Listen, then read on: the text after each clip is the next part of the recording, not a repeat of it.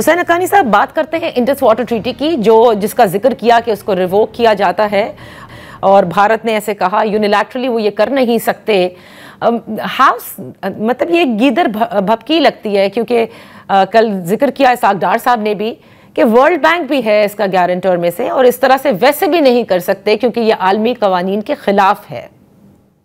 دیکھیے، انہوں نے انڈس واٹر ٹریٹی کو منسوخ تو نہیں کیا، انہوں نے بڑا کلیئرلی بلکہ ایک وضاحتی بیان بھی جاری کیا ان کی وزارت خارجہ نے، جس میں کہا گیا کہ this termination is something different, holding it in abeyance is something different. تو یہ تو اور holding in abeyance is a very different terminology than seeing suspended. انہوں نے سسپینڈیڈ کا لفظ بھی نہیں استعمال کیا. بڑی احتیاط کے ساتھ انہوں نے بات کی، کیونکہ ان کو بھی اس بات کا پتہ ہے کہ بین الاقوامی قانون کے تحت یک طرفہ طور پر ایک بین الاقوامی معاہدہ منسوخ نہیں کیا جا سکتا، خاص طور پہ جبکہ اس بین الاقوامی معاہدے کے گارنٹیز بھی موجود ہوں.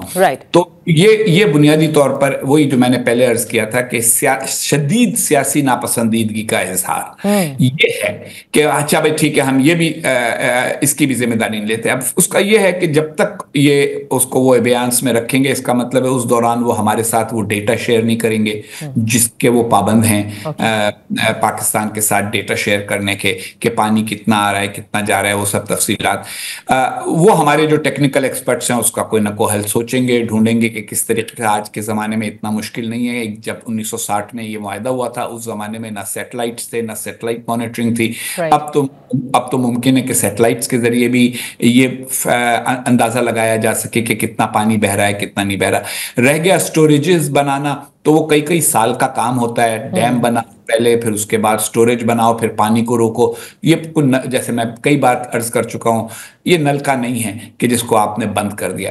یہ بنیادی طور پہ طویل المیعاد ایک قسم کی دھمکی ہے کہ دیکھو بھائی، تم نے ہم سے معاہدہ اس لیے کیا تھا کہ تمہارا یہ کہنا تھا کہ کشمیر کا مسئلہ پانی کی وجہ سے اہم ہے، تو ہم ویسے بھی تمہارے پانی کو بند کرنے کے بارے میں سوچنا شروع کر رہے ہیں. اب اس کے نتیجے میں جو ایک سیکیورٹی پرابلم وہ کریٹ کریں گے وہ ان کو اندازہ نہیں ہے، کیونکہ جب کسی ملک کے اوپر اس قسم کا دباؤ پڑتا ہے تو پھر بین الاقوامی رائے بھی بدلتی ہے. اور لوگ یہ کہتے ہیں جس طرح دہشت گردی کے خلاف بین الاقوامی رائے بالکل اتفاق رائے دنیا میں پایا جاتا ہے کہ دہشت گردی نہیں ہونی چاہیے اور پاکستان پر تنقید ہوتی رہی ہے اس حوالے سے، اسی طرح سے اب آپ اس بات کے لیے تیار رہیں کہ بھارت پر اس حوالے سے تنقید ہوگی کہ پانی کے اوپر سیاست کبھی بھی نہیں ہونی چاہیے. اور بھی دوسرے ملک ہیں جو اپر رائپیرینز ہیں. اگر دوسرے اپر رائپیرینز نے بھی اسی قسم کے فیصلے کرنے شروع کر دیے واٹر شیئرنگ کے حوالے سے، تو وہ دنیا میں ایک قسم کا بہت ہی بڑا بحران پیدا ہو جائے گا. اور میرا یہ خیال ہے کہ ایسا کوئی ہونے نہیں دے گا. ایسا کوئی ہونے نہیں دے گا. اور اس کا جواب بھی آپ نے دیکھا ہوگا کہ نیشنل سیکورٹی کمیٹی کے جو اجلاس ہوا اور اعلامیہ میں کہا گیا it's gonna be considered as an act of war اگر ایسا ہوا بھی. مگر جب ہوگا تب ہوگا، اس وقت تو ہوتا نظر نہیں آ رہا، اس وقت تو صرف کہنے والی بات ہے. جی بالکل درست آپ نے کہا حسین حقانی صاحب. لیکن ایک چیز میں آپ سے جاننا چاہوں گی، دیکھیں بھارت اسٹیٹ اسپانسر ٹیررزم میں ملوث رہا ہے، کینیڈا میں جو کچھ ہوا وہ بھی آپ کے سامنے ہے، لیکن ایسا لگتا ہے کہ وہ ایک تو خطے کے اندر اپنی ہیجمنی تو کریٹ کرنا ہی چاہتا ہے، ساتھ ساتھ لگتا ہے کہ وہ دنیا میں یہ کسی بھی طرح سے اسٹیبلش کرنا چاہتا ہے کہ پاکستان دہشت گردی کو فروغ دیتا ہے. جبکہ آپ نے دیکھا کہ پچھلے پورے سال سے اور ایون دس ایئر پاکستان میں کتنے دہشت گردی کے اٹیک ہوئے. We have been at the receiving end. بالکل. دیکھیے بعض اوقات ایسا ہوتا ہے کہ جو ایک تاریخی حوالے سے بات بن جاتی ہے پھر وہ چپکی رہ جاتی ہے.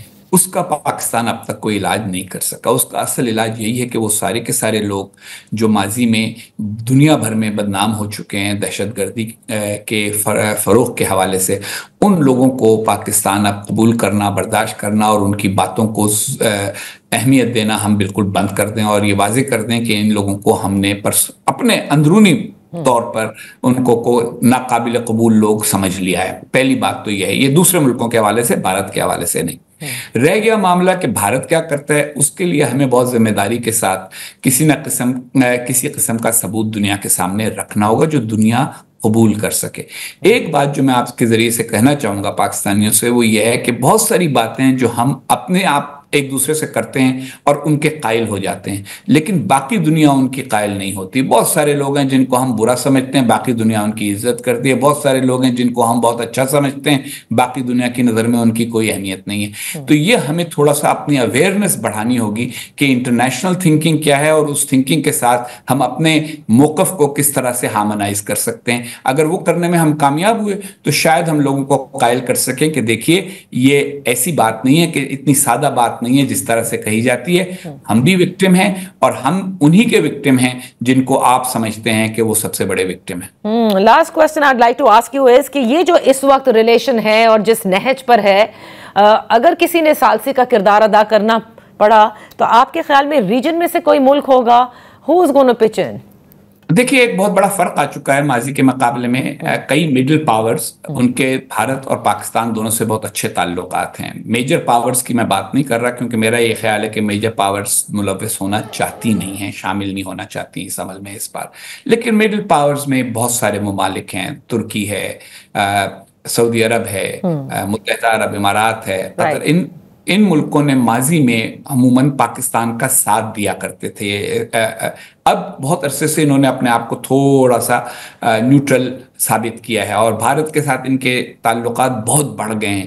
تو ایسے عالم میں یہ، اور پھر ان کے ہاں سب کے ہاں بڑی بڑی آبادی موجود ہے، پاکستانیوں کی بھی بھارتیوں کی بھی. تو ان سب کی یہ خواہش ہوگی کہ کسی نہ کسی طریقے کے ساتھ یہ دونوں ممالک ایک دوسرے سے بات چیت کرنا شروع کریں، اور ممکن ہے کہ وہی کردار ادا کریں اس معاملے میں دونوں کو بات چیت کی طرف آنے پر آمادہ کرنے کے لیے.